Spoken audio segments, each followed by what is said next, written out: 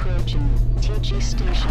Beavis Brown here, arriving on my own personal shuttle like the Space Pope. All I'm missing is some bulletproof glass and a small army. Actually, I'm just part of the average kitchen staff. I was handing out knives like the final episode of Oprah where the audience all received a free blade from under their seat. Luckily I have a co-host that I can blame just in case anything goes off script. For example, a goofy spaceman casually walked into our kitchen like it was NASA's break room to sneak use our microwave like a hot pocket eating kid trying to not wake his folks. This of course was not part of the show, so my fantastic cooking partner takes the heat by disarming and tabling the guy like a fired up Gordon Ramsay. My co-host was now in control. He threw the rude guests at the most silent yet negative critic. This passionate fat ass kept trying to invade our kitchen. The only way to solve this problem is with violence, like any other situation. Then someone else wanted a taste of our cutting edge technology. Can I have a knife? We are not handing out any more knives. The giveaway was over, but the lab coat Ho and our old foe were still competing for the knife prize. Beating down countermounters was a hobby both of us chefs could enjoy together. I needed a break from the cutting board like a DJ sampling a record, but instead I was shocked like the first person to discover metal conducts electricity. Back in the kitchen it was just business as usual. Then I saw a shirtless meth cook kidnap a pot grower. However, gang violence over drugs is none of my business, so I did not intervene. While hiding my bat, I accidentally hit the backroom goat like having a dispute over exotic pets that ends with you punching the highest performing merchandise stalker. Human trafficking also falls under none of my business. Later on, I relearned the lesson that skellies are always pieces of shit. During a stroll, I noticed a raid party popping off in the Hop's office. I then ran into that lizard, but it was already being chased by two other nice lads. I got my bat back and ended up getting sliced like taking a baseball bat to a sword fight. Speaking of bad decisions, never let your corgi wander into a kitchen. Also, keep stoners out, because they will eat all the food before it's even baked. The mime was holding a grudge, but it threw it out after connecting with the chef. No space kitchen is complete without human meat. Even the HOP wanted a taste. What's up? Did you kill my dog? I replied with a firm no. You killed Ian. Nah, bro. Why is there corgi meat? That was donated. By who? To us by the very nice medical doctor named, Which doctor? I thought it was the clown. Clinton Cadell. They will pay. I can't believe he blamed it on someone else and it actually worked. I mean, come on. Chefs are practically animal control. We just snatch up any source of meat we can grab. Nah, it was me. Fuck! The HOP turned into John Wick after finding out my coworker killed his dog. I never saw the braggadocious chef again.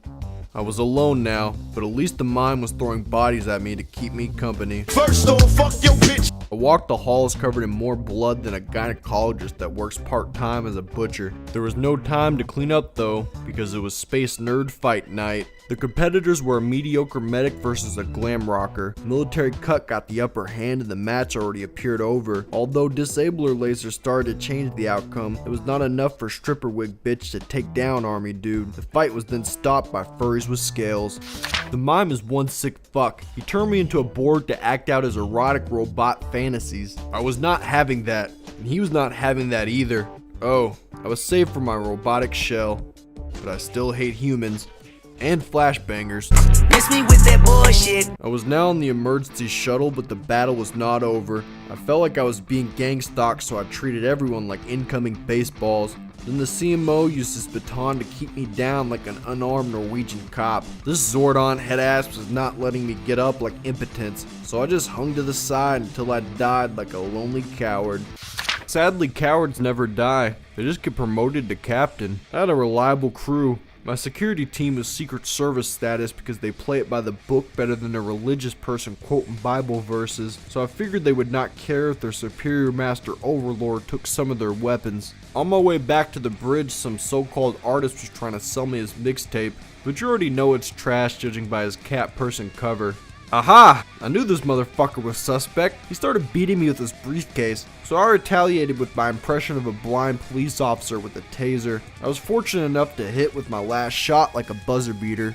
I had the shit hitman in cuffs, which means a little horseplay was needed. Talk of revolution has me on edge, and a suspicious chemist with a syringe gun does not help my state of paranoia any, especially when you know he is chasing after you.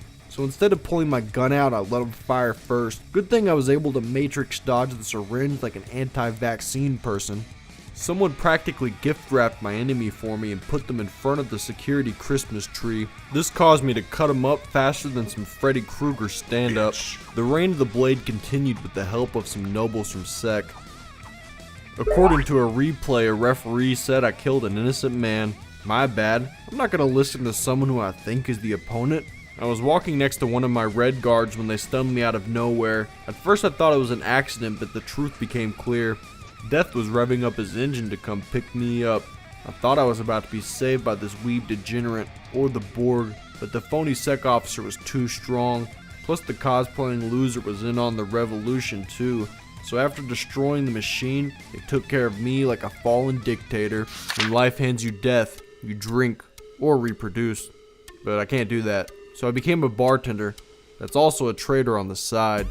After a quick break in my back room, I came back to a brawl of some sorts happening in the middle of my bar, which is just one reason to get a gun, ammo, and whiskey. Then I noticed the captain's office was open, so all I did was break in a little more to try and finish the job. Despite my hack all card, the captain's quarters could not be accessed. Someone snitched because the captain was arresting me and did not say why. I thought I was fucked, but slippery floors and neglect saved the day like being broke and falling into a lawsuit. I was getting loose in the chapel like a predominantly black church when I saw one of the targets I need to hit. My first thought was to just pull out my gun and kill both of these guys, but the plan the sombrero man ran by the chaplain made everything much easier. He shot himself, then his wishes were to be launched into space. Later on, while looking for my other hit, I heard some cool energy sword action like I was tripping. I was sober though, it was just a fellow trader putting in work hopefully. My second and final target was the Super Saiyan 3 scientist. I tried staying close to my target, but the asteroid shuttle separated us. The emergency shuttle has docked with the station. This maze-like structure was the perfect setting for stalking and murder like a remote tropical island owned by John McAfee. We were alone, so I relaxed him with the beanbag before operating. It seems the CMO and security did not agree with my medical beliefs. Yeah, that will show them. What was I trying to show them exactly? Yes! I felt like an arsonist because fire meant opportunity. The Party City Wig police found me and kept me locked up. Wait a second. That does not count as being in custody. I achieved successful green text in the easiest way possible with the easiest objectives possible. The rest of these guys are losers though. We cannot forget that. Such a sad ending for those failures. Well, it's only about as sad as finding out a semi-internet celebrity from your childhood might be a con artist. Gotta go get it, I gotta go get it, I gotta go get it, I gotta go get it.